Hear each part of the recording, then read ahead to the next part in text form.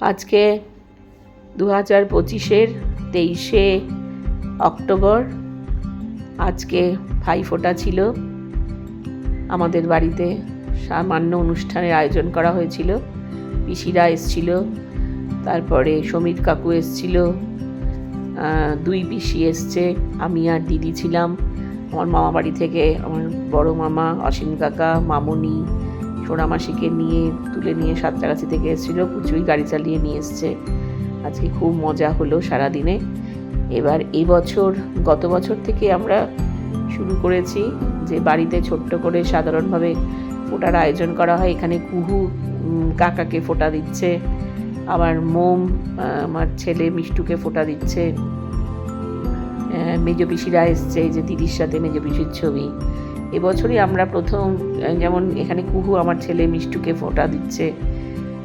খুব ভালো আয়োজন ছিল। সকালবেলায় আমি তো 9:30টার মধ্যে পৌঁছে গেছিলাম।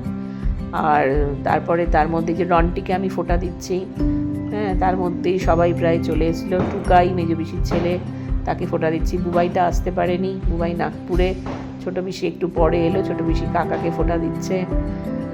আচ্ছা, প্রবীর কাকা এসেছিলো। প্রবীর কাকা প্রতি বছরই মেজ পিসি আর ছোটো পিসি প্রবীর কাকাকে ফোঁটা দেয়। এখানে মেজ পিসি প্রবীর কাকাকে আশীর্বাদ করছে, ফোঁটা দিচ্ছে। তারপরে ছোটো পিসি আর মেজ পিসির যখন থেকে মিষ্টু ছোট তবে থেকে ওরা ফোঁটা দেয়। এখানে ছোটো পিসি দিচ্ছে ফোঁটা। তারপরে আয়োজনেই ছিল মানে ভাগে ভাগে ফোঁটা হচ্ছিল। এখানে জয় আর ভাই বসে আছে, আমি আর দিদি মিলে ফোঁটা দিচ্ছি। দুজনে একটাই আমাদের থালা ছিল, তার থেকেই আমাদের নিয়মে আছে প্রথমে মন্ত্র পড়তে হয়। ভাইয়ের কপালে দিলাম ফোঁটা, জমের দুয়ারে পড়লো কাটা, যে মন্ত্রটি। তারপরে আমরা ভাইদের প্রদীপের আশীর্বাদ দিই। তারপরে হলো পাট পাতা, নিম পাতা বুকে পিঠে ছুঁয়ে ফেলতে হয়। তারপরে ধান দুব্য দেওয়া এবং গিফট দেওয়া নেওয়া করা। যতদিন ভাইরা চাকরি বাকরি পায়নি ততদিন আমাদের একটা ছোট কাপ দিল, আমরা খুশি হতাম। এখন একটু বেড়েছে সবারই, আমরাও একটু ভালো দিই। আগে তো ছোটোবেলাতে এমনও হয়েছে যে সেন্ট দিয়েছি বা ওরা পেন দিয়েছে, এভাবেই ফোঁটা হয়েছে। কিন্তু ফোঁটাটা চিরকালই আমাদের বাড়িতে খুব আনন্দের। এখন বাবা নেই, বমা অংশগ্রহণ করতে পারে না, কাকাও মানে ফোঁটাটা নেয় ঠিকই, কিন্তু আমাদের সাথে অনুষ্ঠানে খেতেও যায় না। এই যে এখানে মা অসীম কাকে দিচ্ছে, ছোটো মামা আবার আসতে পারেনি, তাই জন্য মাদের মন খারাপ অবশ্যই। যে অনুপকে ফোঁটা দিচ্ছে, অনুপেরও শরীরটা খারাপ, অনুপেরও একটা স্ট্রোক মতো হয়েছে। সোনামাসি এসে অসীম কাকে ফোঁটা দিচ্ছে। আর এখানেও ছোটো মামাকে আবার ভিডিও কল করেছে, ছোটো মামাকে ভিডিও কলে মা ফোঁটা দিচ্ছে। আমরা তারপরে গেছিলাম বাবু কালচারে খেতে। বাবু কালচার সোদপুরেরই একটা রেস্টুরেন্ট। আমরা গতবার গেছিলাম ভূতের রাজা দিলবরে, তার আগেবার গেছিলাম ডেলিভারিতে। এটা থার্ড টাইম আমাদের হোটেলে খাওয়া। আসলে কি এত পরিশ্রম হয়ে যায় প্রত্যেকেরই, তাতেই মনে হয় এখন বছর ধরে যে সামান্য ফোঁটার আয়োজন আমরা বাড়িতে করি ঠিকই, কিন্তু পরবর্তীকালে কোনো একটা রেস্টুরেন্টে সবাই মিলে খেতে যাই, সেখানে গিয়ে আনন্দ করি, সবাই মিলে সেজে গুজে যাই, আমাদের ছবি টবিদের তোলা হয়, খুব মজা হয়। যে অমৃতা আমাদের সাথে যায়, আবার আমার বড় যায়, এখানে আবার মামুনিও আসে। মানে এখানে অবারিত দ্বার, সবাই যেতে পারে। আনন্দটাই আমাদের মুখ্য উদ্দেশ্য। আমাদের ফোঁটার থেকেও আনন্দটা, ফোঁটা তো দিই, কিন্তু সবাই মিলে একটা গেট টুগেদার হয়, এটা আমাদের খুব মজার বিষয়। খুবই আনন্দ হয় সবাই মিলে। এই যে এখানে আমি, দিদি, ভাই আর জয় দাঁড়ানো। আবার বাবু কালচারে কিন্তু আমাদের একটা ফোঁটার আয়োজন করে দিয়েছিল ওরা।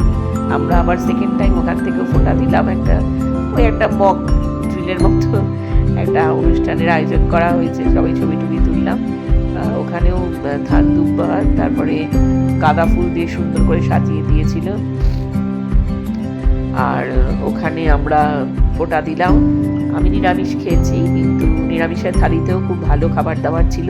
তার আগে আমাদের ফটো সেশন হলো, সবাইকে দেখুন, সবাই দেখতে পাচ্ছেন, সবাই সবার সাথে ছবি তুলেছে। আচ্ছা, আর ওরা খেয়েছে হলো আমিষ থালি। আমিষ থালিতে তো ওরা চিংড়ি মাছ ছিল, ভেটকি পাতুরি ছিল, তারপরে হলো নিরামিষ এই শিলে বাটা মুরগি বাটা ছিল, শিলে মুরগি বাটা, মাটন ছিল, তারপরে কমলাভোগ দিয়েছিল, লাস্টে একটা রাবড়ি মতো দিয়েছিল বাদাম বাটা দিয়ে, অসাধারণ খেতে ছিল সেটা। এই যে এখানে দুষ্টুমি করে অসীম কাকা মাকে প্রণাম করছে, বলছে বাড়িতে করতে পারিনি তাই দিদি তোকে করলাম। আমাদের 3 ভাই বোনের ছবি এখানে সবাই একসাথে বাবু কালচারে। পেছনে একটা খুব সুন্দর একটা তার সামনে দাঁড়িয়ে সবাই ছবি তুলেছি আমরা। খুব খুব মজা হলো সারাদিনে। এখানে 3 ভাই আছে, রাজু তো আসতে পারে না, রাজু আসে না, অনেক বছর ধরেই আমরা অপেক্ষায় থাকি কিন্তু রাজু আসে না। এদিকে বুবাইকেও মিস করেছি, সবাই থাকলে আরো বেশি আনন্দ হয়। আর যাই হোক, আমাদের এটা যেন অনেক বছর ধরে আবার চলে, আমরা যেন সবাই সুস্থ দেহে সবাইকে ভাইদের ফোঁটা দিতে পারি এবং এই আনন্দ ঘন মুহূর্তটা যেন মানে অনেক অনেক অনেক বছর ধরে আমরা উপভোগ করতে পারি। ঈশ্বরের কাছে এই প্রার্থনা করি ভাইরা যেন সকলে ভালো থাকে আর আমাদের বোনদেরও যেন শরীর স্বাস্থ্য সবার ভালো থাকে, সেই কামনা ঈশ্বরের কাছে। এই যে যখন ওরা আমাদের একটা দিয়েছিল ভাইফোঁটার আয়োজন করে দিয়েছিল, ওরা একটা প্রদীপ গাঁদা ফুলের মালা দিয়ে, আমরা এটা বাড়ি থেকে ফোঁটা দেওয়ার পরে আবার সেকেন্ড টাইম ফোঁটা দিচ্ছি ওখানে, এবং উৎসাহিত হয়ে বনে বনে ফোঁটা দেওয়া শুরু করেছে। এখানে মোম কুহুকে ফোঁটা দিচ্ছে। এই হলো আমাদের থালির ছবি তোলা হয়েছিল, ও পাঁপড় দিয়েছিল। আর এই ছিল ওদের মেনু, আমি সেই মেনু ছিল।